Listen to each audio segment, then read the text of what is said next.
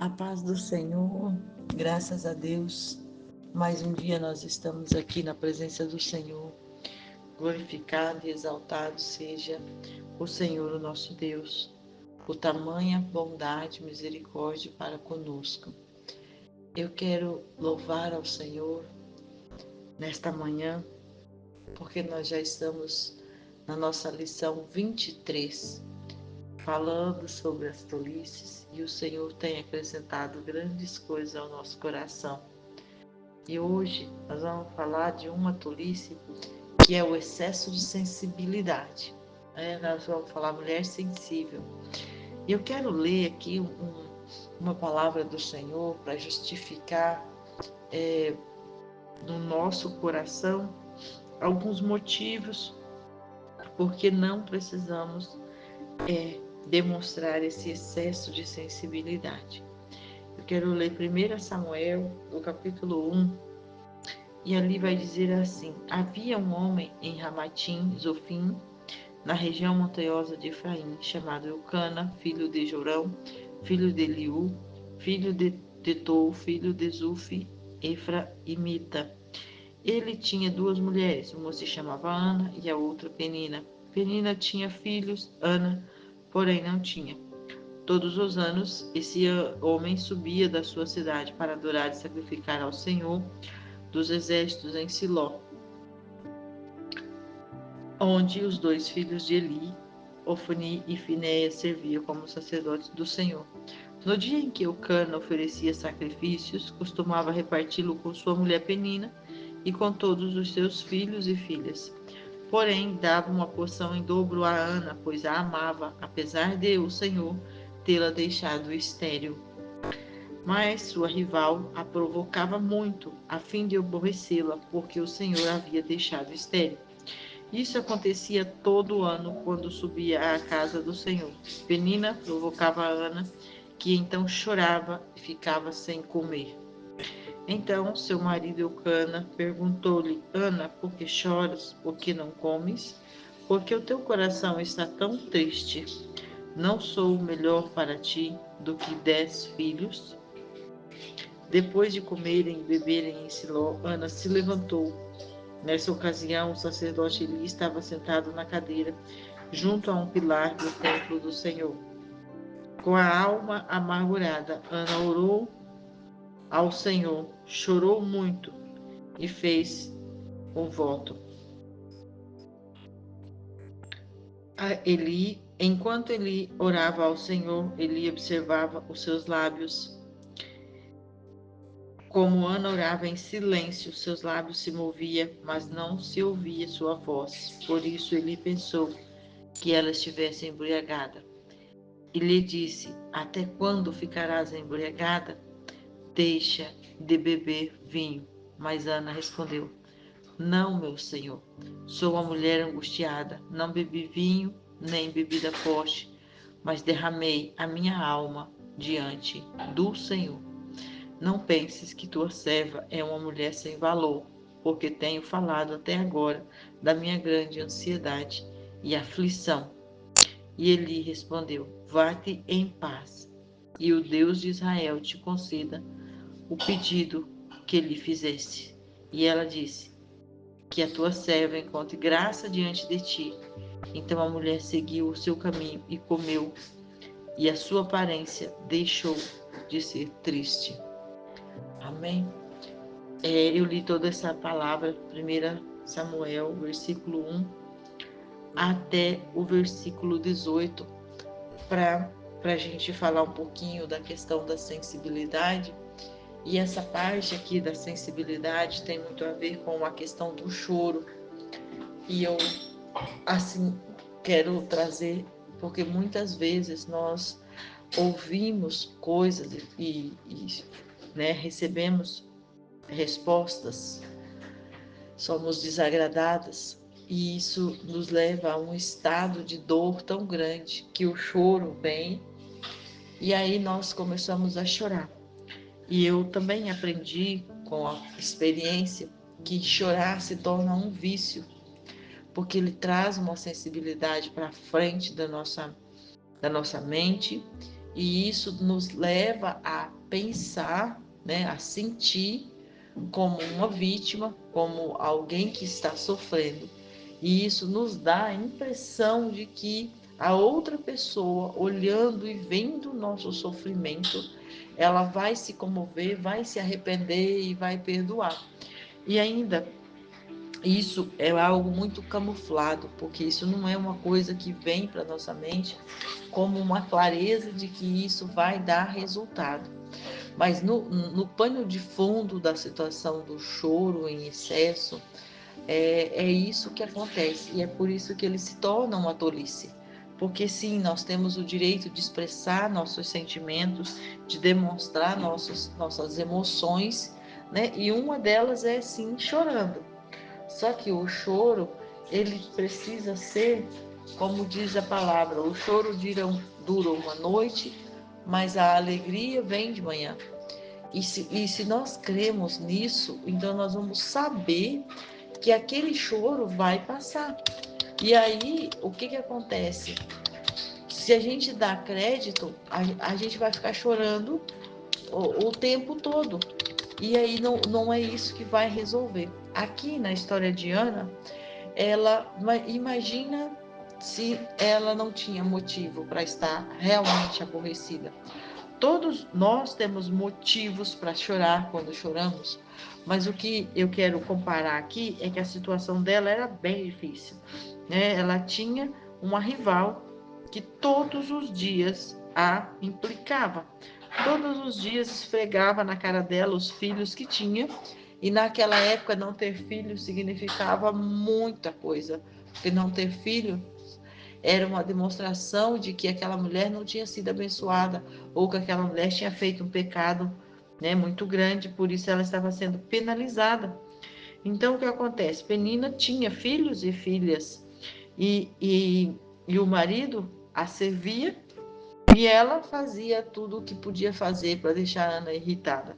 Mas o marido a amava e entregava ainda porção dobrada. Mas o que é uma porção dobrada diante de uma alma amargurada, triste, ferida, do sentimento de que está sendo, né, penalizada por algo e nem sabe o que era esse algo, porque a palavra não diz se Ana tinha pecado, se ela tinha feito algo para merecer aquilo. Mas o que fica claro é que no dia em que ela estava ali, naquela situação, naquele cenário onde eles foram para adorar a Deus, depois que Eucana fez a divisão dos bens ali para como como eles tinham que fazer todo ano, né, entregar a porção de cada esposa, ele entrega a porção dobrada para Ana como uma forma de que ele a amava, de que estava tudo bem, mas ela não vê isso como tudo bem e ela chora. E ele faz esse questionamento, por que ela estava chorando, por que ela não estava comendo, por que ela estava tão triste. Mas ele sabia por quê, tanto é que ele fala, não sou eu melhor para ti do que 10 filhos? E eu penso que isso a chateou muito mais, porque o marido nunca vai ocupar o lugar dos filhos, porque são posições totalmente diferentes, são amor totalmente diferente, são necessidades totalmente diferentes. Então não havia necessidade nenhuma, né, dele pensar que uma coisa substituiria a outra. Mas então aqui é onde eu quero chegar hoje. Chego ali, ela não brigou, ela não foi rixosa com ele, ela não foi grosseira com ele, e ela não fez nada, e nem continuou chorando diante dele e da Penina. Ela fez o que? Diz aqui a palavra no versículo 8. Ela se levantou e foi até o templo do Senhor, a clamar diante do Senhor. E lá ela faz um voto ao Senhor. E lá ela diz: ó Senhor dos exércitos, se deres atenção à aflição da tua serva, se lembrares de mim e não te esqueceres da tua serva, mas se lhe deres um menino, eu o dedicarei ao Senhor por todos os dias da sua vida, e a navalha não passará pela cabeça dele. Enquanto ela orava, veja que ali ela estava ali orando, mas ela estava muito amargurada. E aqui vai dizer que ela orava em silêncio, apenas seus lábios que se moviam. Ninguém ouvia a sua voz. E até o sacerdote pensa que ela está embriagada. E ele vai e pede para que ela saia, né? Ele diz: até quando ficarás embriagada? E ela responde com toda a paciência, dizendo: não, meu senhor, eu sou uma mulher angustiada de alma, não bebi vinho, nem bebida forte. Não pensas que eu sou sem valor, mas eu até agora tenho falado da minha aflição com o Senhor. E então o sacerdote dá a palavra de bênção para ela. Então, com esta lição de hoje, eu quero que nós, né, possamos aprender que o lugar de apresentar a nossa sensibilidade é diante do Senhor. E esse exemplo aqui é muito real, de que de nada adiantaria ela chorar diante do Eucana, diante da Penina, ou diante de qualquer outra pessoa, porque eles não iam entender. Quem olhava para a situação via o quê? Via uma mulher que era bem servida pelo seu marido, que recebia uma porção dobrada.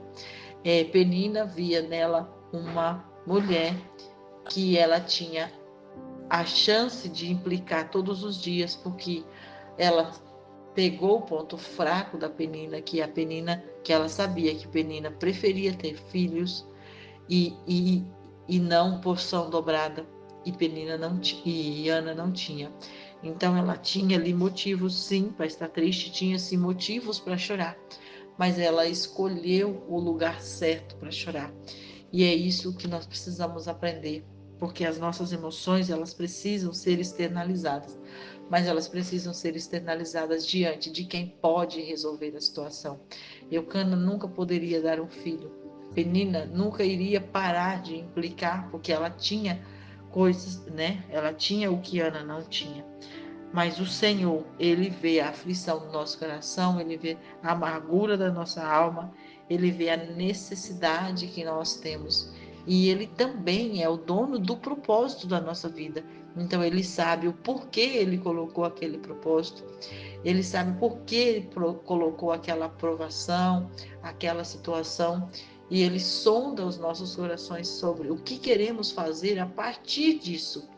Então, Ana, depois de chorar tanto, depois de desejar tanto um filho, ela faz um voto dizendo: Senhor, é para ti que eu quero um filho, é para te honrar, é para te servir, é para dedicar ao Senhor. E quando certamente o Senhor vê isso, vê o coração dela, porque ela poderia ter falado: dá-me um filho, porque eu não aguento mais a situação da Penina, dá-me um filho, porque eu não quero mais ouvir esta conversa do meu marido. Mas ela não está preocupada com o que o marido pensava, ela não está preocupada com o que Penina pensava, ela está preocupada com o que Deus poderia fazer através daquilo que ela podia gerar. E é isso que é o nosso sentimento, é isso que nós precisamos colocar nossa sensibilidade diante do Senhor, dizendo ao Senhor o que é que nós queremos e o que é que e como é que nós vamos glorificar o Senhor nisso que nós queremos.